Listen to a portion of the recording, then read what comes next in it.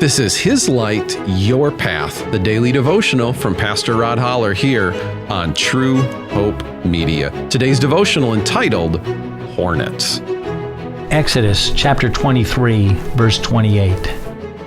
And I will send hornets before thee, which shall drive out the Hivite, the Canaanite, the Hittite from before thee. I will not drive them out from before thee in 1 year, lest the land become desolate, and the beast of the field multiply against thee. But little by little I will drive them out from before thee, until thou be increased and inherit the land. In Exodus 23, God is telling of the blessings to be upon Israel if they will obey him and do right. They have been delivered from the Egyptian bondage, and they are on their way to the promised land. Let us consider some truths from this passage. Here God promises to go before Israel. Driving out the peoples in the promised land, Israel will not have to fight against them, for God will send hornets to fight for Israel. Second great truth, God is in control. He has already shown his powerful hand against the Egyptians by the plagues that he brought upon them. He showed his good hand upon Israel by protecting them from the plagues and by parting the Red Sea. Israel walked through the Red Sea on dry land, but the Egyptian army was destroyed by that same Red Sea. God is also in charge of hornets. They do his bidding according to his will. In this passage, we see that God is blessing Israel, if they will obey him, by sending the hornets.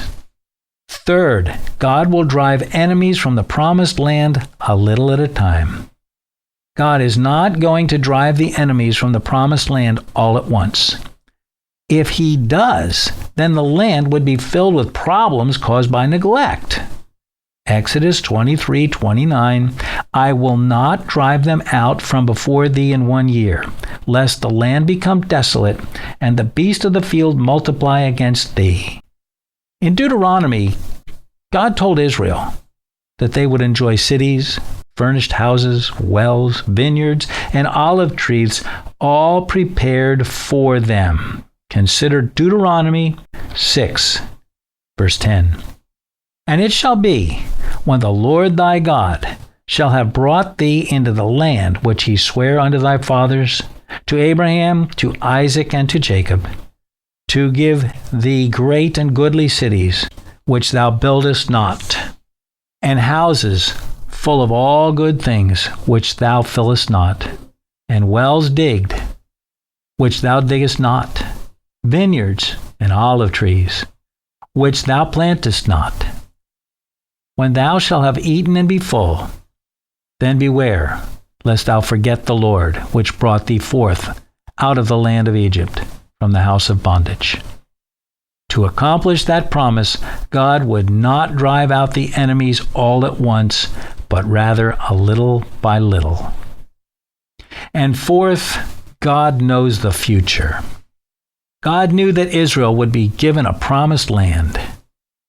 He knew that Israel would need to inhabit that land, so he had a plan to remove the peoples of the land and to give that land to Israel. Much would be done for Israel. Long before Israel arrived at the promised land, God had already been working on their behalf. They did not see the hornets that went before them, but those hornets were busy doing as God commanded. Today, we are not Israel, but the church. We do not have a promised land as Israel did, but we do have that same God, and we are to serve and worship him. As Israel was warned to do right, so believers today are warned to do right, and therein God promises to be with them and to guide them in their daily living. Let us learn from the principles in this passage and dedicate ourselves to worshiping God and serving him.